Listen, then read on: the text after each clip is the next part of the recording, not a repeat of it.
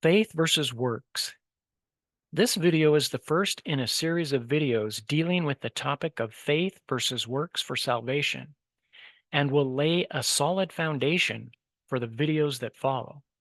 By the end of the series, the biblical strength of the doctrine of the Church of Jesus Christ of Latter-day Saints will clearly be evident in relation to this critical topic. Paul said in Galatians 3:2, "This only would I learn of you. Received ye the Spirit by the works of the law, or by the hearing of faith?" End quote. Faith versus works for salvation has been the subject of debate among Christians for centuries. Does the Lord require faith alone for salvation, or faith and good works? Ironically, mainstream Christians claim the Bible to be the ultimate authority in matters of doctrinal disagreement, while the Bible itself is the very source of their disagreement. For example, consider the two passages given by the Apostle Paul below. Romans 2:13. For not the hearers of the law are just before God, but the doers of the law shall be justified. And Galatians 2:16. Knowing that a man is not justified by the works of the law, but by the faith of Jesus Christ, even we have believed in Jesus Christ, that we might be justified by the faith of Christ, and not by the works of the law. For by the works of the law shall no flesh be justified. End quote. Paul says so much about being saved by grace without the works of the law. And he also, along with Jesus, Peter, James, and John, says so much about the importance of doing good works for salvation. This is a fact that no serious student of the New Testament can deny. So how do we reconcile the apparent contradiction in Paul's teaching? The following passage is our first clue towards that reconciliation. 1 Corinthians 7:19. Circumcision is nothing, and uncircumcision is nothing, but the keeping of the commandments of God. End quote. Paul is obviously addressing two different types of works here. One type which is not important, related to circumcision, and the other type which is important, the commandments of God. St. Augustine explains the distinction between these two different types of works perfectly in his commentary on Galatians 3:2.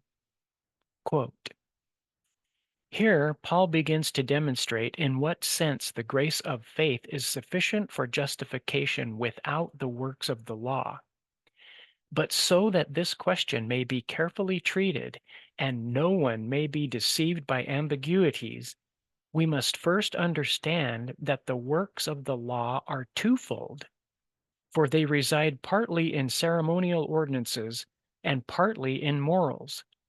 To the ordinances belong the circumcision of the flesh, the weekly Sabbath, new moons, sacrifices, and all the innumerable observances of this kind. But to morality belong, you shall not kill, you shall not commit adultery, you shall not bear false witness, and so on. Could the apostle possibly not care whether a Christian were a murderer, an adulterer, or chaste and innocent, in the way that he does not care whether he is circumcised or uncircumcised in the flesh? He therefore is specially concerned with the works that consist in ceremonial ordinances, although he indicates that the others are sometimes bound up with them. But near the end of the letter, he deals separately with those works that consist in morals. And he does this briefly, but he speaks at greater length regarding the ceremonial works. End quote. That's from St. Augustine's commentary on Galatians 3:2, and I've put the reference for this quote in the description. So when Paul says we are not saved by the works of the law, he's referring to the attempt of a person to be justified by works alone, particularly the ceremonial law of the Old Testament. And he's saying that we are not saved by works alone, but our good works, of course, must be preceded by faith in the Lord Jesus Christ. He is also indicating that the ceremonial law of the Old Testament is not obligatory for New Testament believers. He never once suggests that the moral law is optional or that one may violate it without repenting and still expect to be saved. On the contrary, he goes to great lengths to emphasize the necessity of keeping the moral law, Christ's commandments, for salvation. An understanding of the distinction between the ceremonial law of the Old Testament and the moral law of the New Testament is absolutely crucial to a correct understanding of the apparent contradiction that exists in the New Testament regarding faith versus works for salvation. Thus, it follows that a correct understanding of the distinction between the ceremonial law and the moral law is also directly related to the level achieved in one's salvation. Thank you for your interest in this critical topic.